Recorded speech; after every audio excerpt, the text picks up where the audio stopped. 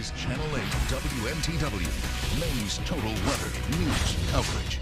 Today, the first presumptive case of coronavirus was announced here in the state of Maine. It was a real moment of transition. We were given about 24 to 36 hours to make a plan. And I'm told, okay, everybody out of the building. We have no idea how long it's going to be. We had to clear out of the office in a pretty quick time frame, for sure. As people were getting ready to pick their A or B day, we said, no, you're working from home. Get your laptop, grab your stuff. We're going to put this together from our home office. Amy came into the weather office and actually sent me home. And at that point, we started a completely different schedule where the evening meteorologist and I were switching on and off. So we'd have 3 days on, 3 days off. We outfitted our entire team to be a remote team within really a couple of days. Equipped folks who weren't equipped to be able to work from home. We had to go through and dig up some of the old laptops that were destined to be e-wasted and make sure everybody had access to files and the systems they needed. It's so different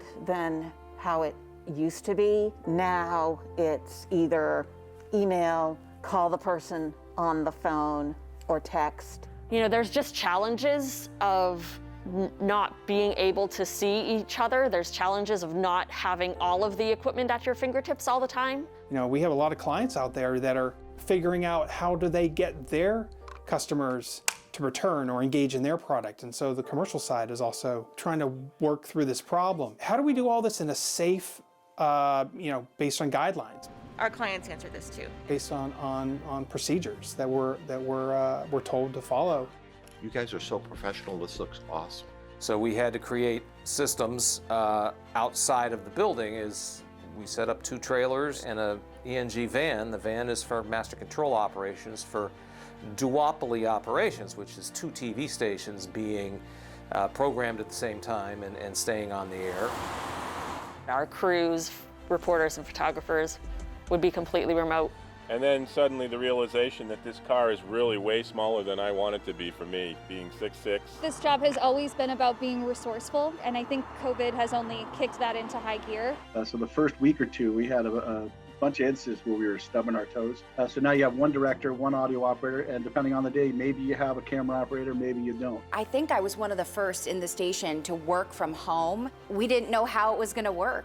You know, there are days when there are just maybe under 5 people here in this newsroom.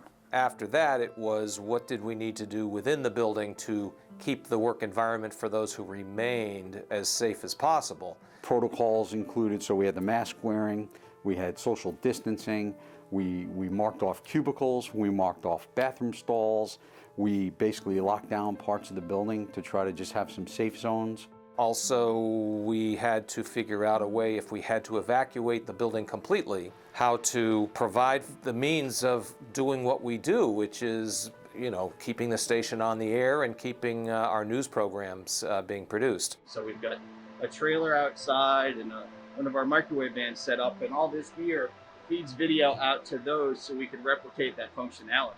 You know, how do we maintain our marketing goals? How do we maintain the shoots in the field? As you can see, this is exactly how we have to make our day happen.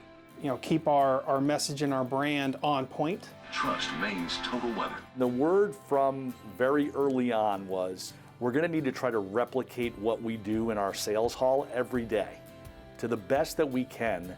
And what we do every day is we try to make touches with clients. So how do you do that?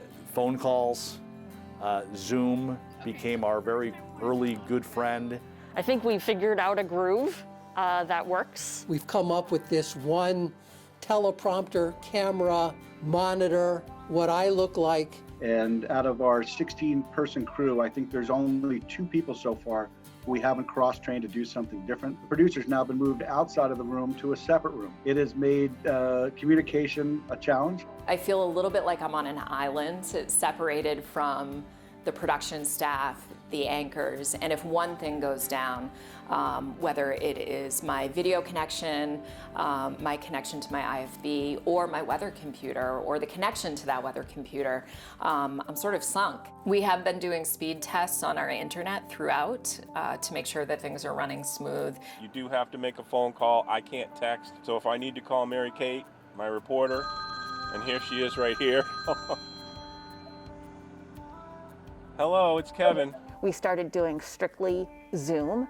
A photographer is here, I'm here, we all have to meet here. The coordination and getting somebody else to relay a message. Hi there, Jess. Steve Minnick here from Channel 8. It's amazing the technologies we have developed in just a few years.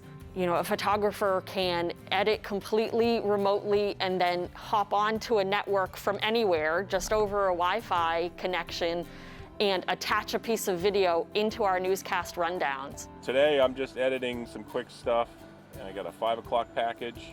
I'm going to be doing my work here, and then I'll meet Mary Kate over at the expo for our live shot. It's definitely different. I have not been in a car with a photographer, I think, since I want to say last May. It can be kind of lonely and isolating because we are working remotely.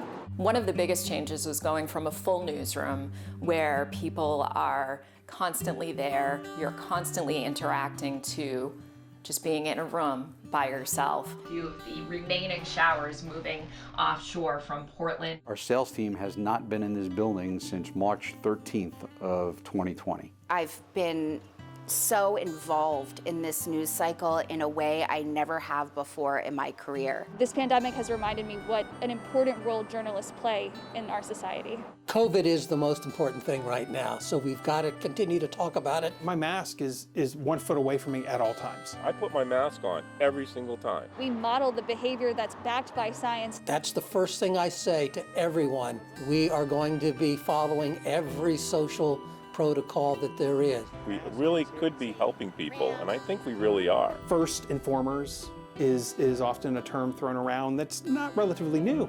The photog team is out there doing what they can and threading the needle. And you got producers in the newsroom or in a remote setting at their house threading the needle and trying to figure out, how do we get through this storm? What information needs to get out there? How are the reporters going to get where they need to be?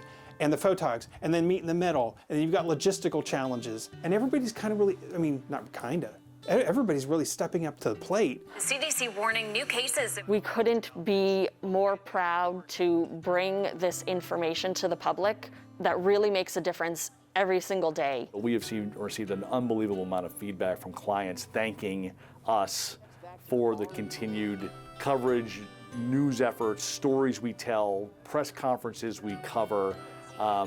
They know that we're doing our best to be a resource. You know, despite all of the craziness of the year and pandemic, I think one of the things that we can all sit back and be proud of here is the work we've done and the growth we've seen in this marketplace and where we now stand.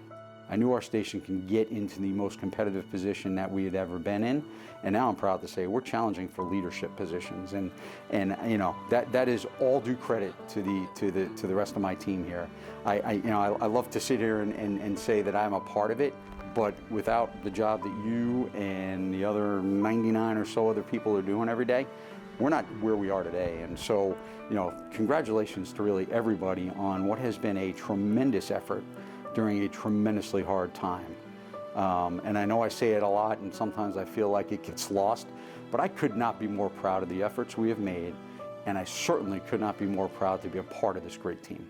It really is our honor to bring this information, and that the viewers choose our station to watch. We do not take that responsibility lightly. We are the front line of being able to tell you what the actual truth is. What I'm doing really impacts someone's day, and if I can make it easier, safer, better for their family, I mean, I feel like that's what we are charged with doing. Making television during COVID. Good night. And that's how we do it, COVID style, I guess.